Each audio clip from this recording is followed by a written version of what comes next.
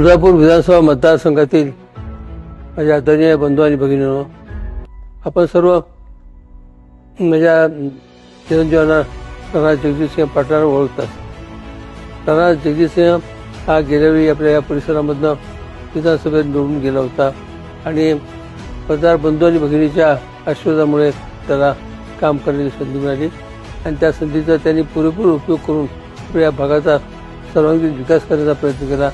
अनेक योजना यशस्वीरित्या या मतदार संघामध्ये आपल्या जिल्ह्यामध्ये आणून या जिल्ह्याच्या विकासाला मोठी चालना दिली।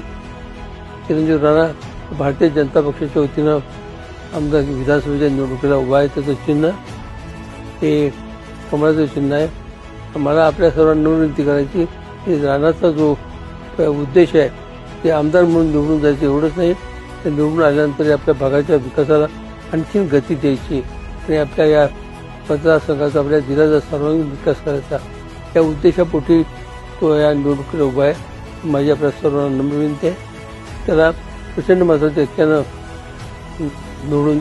आमदार म्हणून निवडून द्यावं आणि त्याला आपल्या भागाचा विकास करण्याची, आपल्या सर्वांची सेवा करण्याची संधी द्यावी ही मी विनंती आपल्याला नम्र विनंती करतो आणि आपली रजा घेतो। नमस्कार।